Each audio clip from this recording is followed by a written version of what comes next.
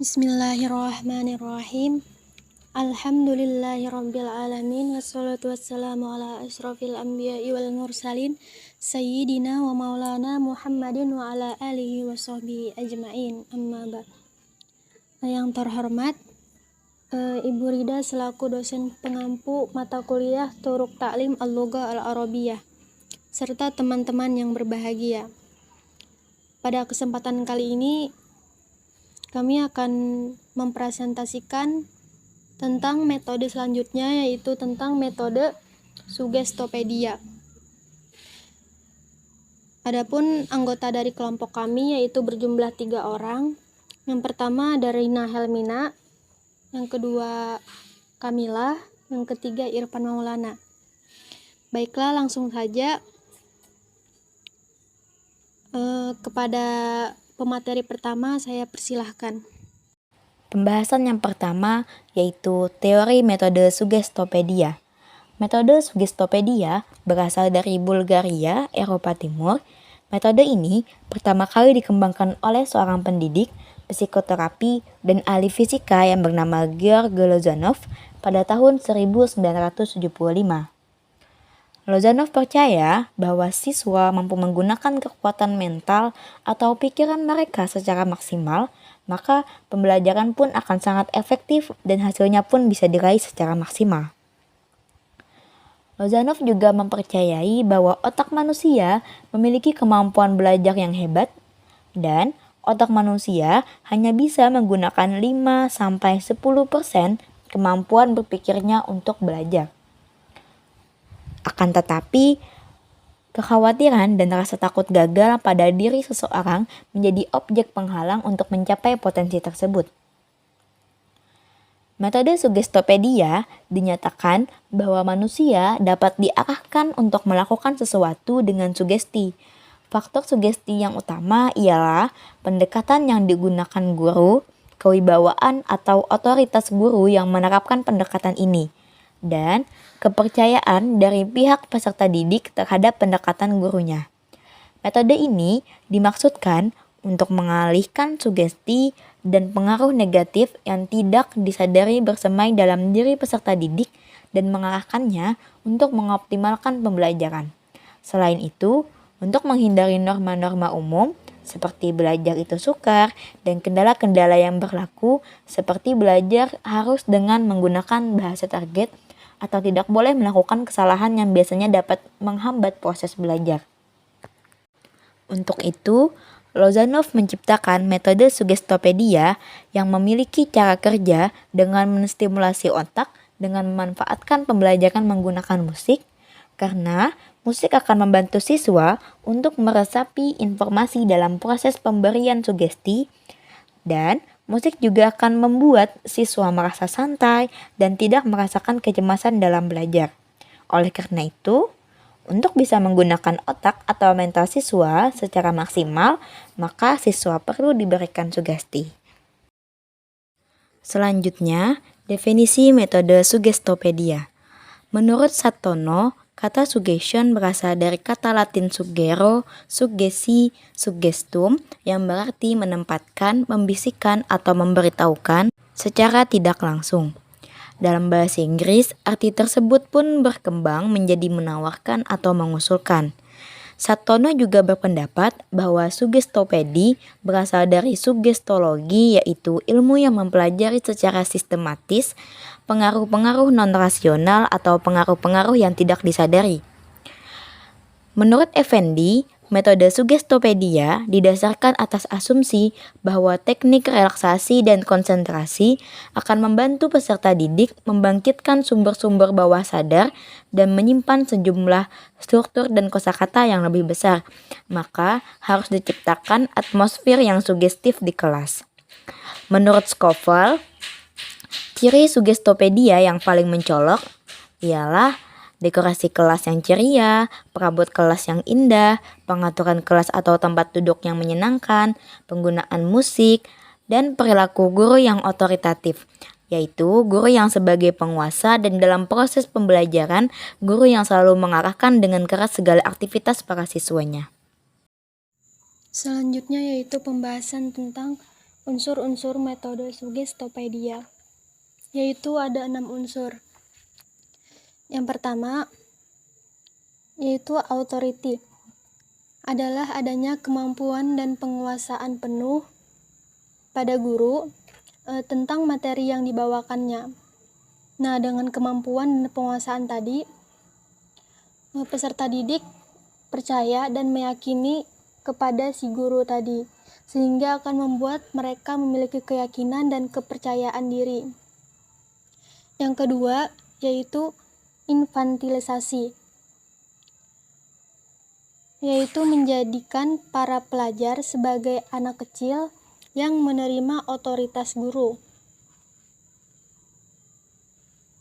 Yang ketiga, dual komunikasi, adalah komunikasi verbal dan non-verbal yang berupa rangsangan semangat dari kepribadian seorang guru. Nah, para pelajar bisa dengan duduk di kursi yang nyaman, dengan tata ruangannya hidup dan memberi semangat. Guru dalam hal ini menghindari mimik muka yang menunjukkan ketidaksabaran atau sinis, cemberut, dan kritik-kritik yang negatif. Selanjutnya yang keempat, yaitu intonasi, adalah pengaturan nada suara ketika memberikan materi. Nah, setidaknya intonasi ini ada 3. Yang pertama yaitu intonasi rendah, seperti berbisik dengan suara tenang dan lembut. Yang kedua, intonasi sedang, yaitu dengan suara yang normal. Dan yang terakhir, yaitu intonasi tinggi, yaitu dengan suara keras dan dramatis. Selanjutnya yang kelima, yaitu irama, berbicara atau membaca yang dilakukan dengan adegan yang teratur dalam hal melaju dan berhentinya. Nah, pada saat ini para pelajar diminta dan diajarkan menarik napas dan menahannya dan menghembuskan dalam batasan waktu yang teratur secara berulang-ulang. Nah, pengaturan ini mempunyai pengaruh yang cukup besar dalam metode ini. Selanjutnya yang keenam, yaitu keadaan pseudo-pasif, yaitu membawa para pelajar dalam keadaan atau situasi yang benar-benar rileks. Tetapi dalam keadaan ini peserta didik tidak tidur. Nah, dan pada saat-saat ini peserta didik itu memiliki daya ingat yang sangat kuat. Selanjutnya yaitu pembahasan tentang teknik pelaksanaan pengajaran. Menurut Richard dan Roger, kegiatan pengajaran bahasa dengan Sugestopedia yaitu terdiri atas 3 bagian. Yang pertama, yaitu diadakan tinjauan kembali atau mengulang bahan pelajaran hari sebelumnya. Jadi yang pertama ini pengulangan pelajaran yang mana pelajaran itu telah dipelajari hari sebelumnya atau materi sebelumnya. Nah, ini dilakukan dengan bentuk bisa dengan percakapan, permainan, cerita lucu atau acting. Nah, dan pada ini bila siswa membuat kesalahan, ia bisa dibetulkan dengan nada yang mendorong ke arah positif. Nah, pada bagian ini praktik mekanistik harus dihindari. Terus yang kedua, bahan baru yang disajikan dalam konteks melalui dialog-dialog panjang dan caranya tidak jauh berbeda dengan cara tradisional. Nah, bahan-bahan yang disajikan dan diperagakan diikuti dengan keterangan kata-kata baru dan tata bahasa. Adapun dialog yang dipergunakan sebagai bahan pelajaran harus relevan, real, menarik, dan dipergunakan sesuai dengan isinya. Yang terakhir yaitu seance, yaitu pertemuan yang tujuannya ialah untuk reformer bahan baru pada taraf bawah sadar. Nah, kegiatan seans ini terdiri dari 2 macam, yaitu ada yang aktif dan yang pasif. Nah, dalam kegiatan ini juga berlangsungnya itu selama 1 jam. Baik, yang selanjutnya adalah kelebihan dan kekurangan dari metode Sugestopedia. Yang pertama, kelebihan. Yang pertama, kelebihan dari metode ini yaitu bisa memberikan ketenangan dan kesantaian. Nah, jadi salah satu kelebihannya adalah siswa di sini bisa lebih tenang dan santai saat pembelajaran. Nah, kenapa? Karena metode ini hanya bisa digunakan dalam kelas-kelas yang kecil. Nah, itu tentunya dengan jumlah siswa yang sedikit, mungkin sekitar 12 orang atau kurang. Nah, hal ini tentunya bisa membuat suasana lebih tenang dan santai. Kelebihan yang kedua yaitu menyenangkan dan menggembirakan. Nah, metode ini bisa meningkatkan kesenangan siswa dengan bahan ajar yang menarik, seperti dengan musik dan lain-lain. Yang ketiga ada mempercepat proses pembelajaran. Nah, dengan suasana yang tenang, tentunya siswa di sini akan dengan lebih mudah berkonsentrasi, sehingga materi pelajaran akan dapat dengan mudah dikuasai dan ditangkap oleh para siswa. Yang keempat, metode ini lebih menekankan kepada keterampilan berbahasa.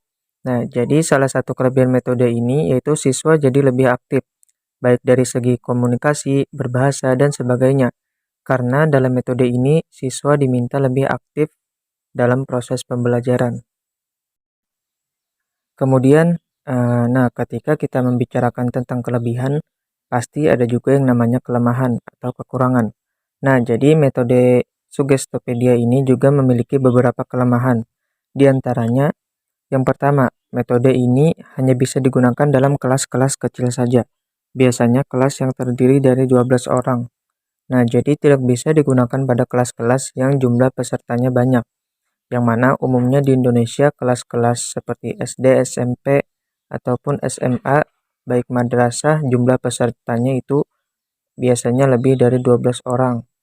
Nah, kemudian kelemahan yang kedua itu tidak menyenangkan bagi orang-orang yang tidak suka musik. Nah, karena kan salah satu alat bantu dalam metode ini yaitu dengan musik. Jadi mungkin agak kurang menyenangkan bagi yang tidak suka musik. Yang ketiga, biaya yang terlalu mahal. Nah, metode ini juga harus mempunyai sarana dan prasarana yang memadai dan lengkap agar bisa digunakan. Nah, sehingga perlu biaya yang mahal untuk memfasilitasi agar bisa dilaksanakannya metode ini. Kemudian yang keempat, metode ini tidak ada ketentuan dan juga persiapan bagi kelas-kelas menengah dan lanjutan.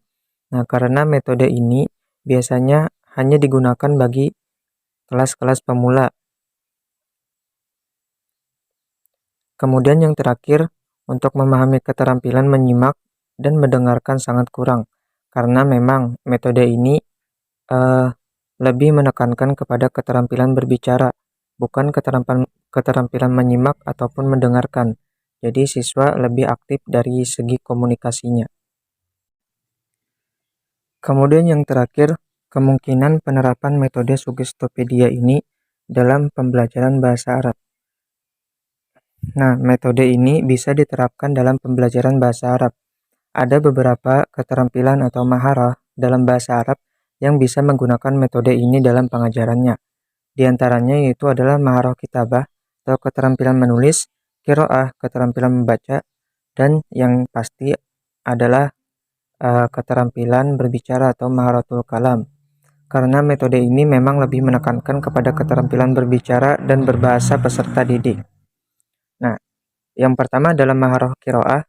Nah, guru bisa menggunakan metode ini dalam proses pengajarannya untuk mengembangkan kemampuan peserta didik dalam segi qiraah atau bacaan. Di sini, tingkatan siswa juga harus dipertimbangkan dalam memilih materi maupun kosakata. Nah, jikalau pemilihan materi dan kosakata itu terasa sulit bagi siswa, maka itu tidak akan berguna. Nah, dengan menggunakan metode ini juga dalam keterampilan membaca diharapkan agar lebih bisa lagi meningkatkan gairah semangat belajar para siswa. Menggunakan metode ini dalam keterampilan membaca mampu mengurangi kesalahan-kesalahan dan menjadi salah satu alternatif pemecahan problem yang dihadapi saat membaca teks bahasa Arab.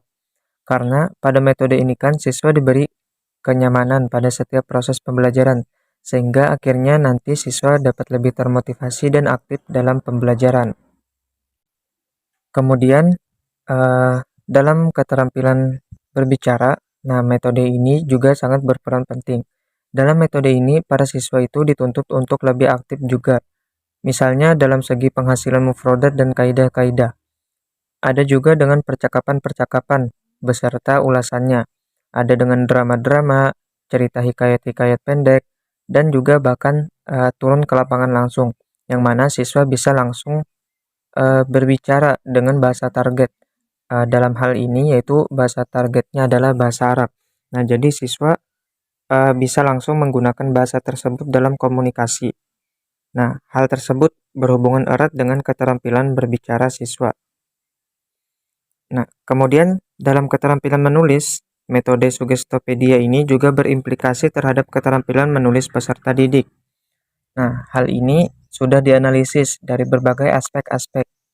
Di antaranya yaitu aspek tujuan pembelajaran, teknik pembelajaran, strategi pembelajaran, media, lingkungan, dan juga tingkatan pembelajaran.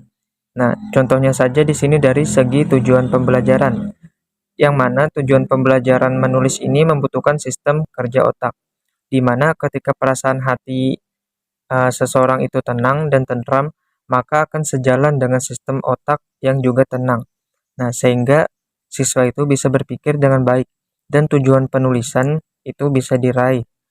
Misalnya di sini tujuan penulisan itu proses pemilihan kata, struktur kata, pola kalimat yang seperti apa yang ingin ditulis, dan yang lainnya.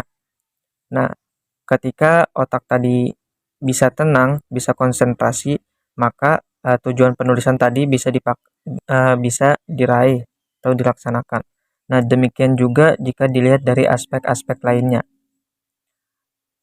Kemudian, adapun untuk keterampilan menyimak atau mendengarkan, metode ini agak sulit untuk digunakan.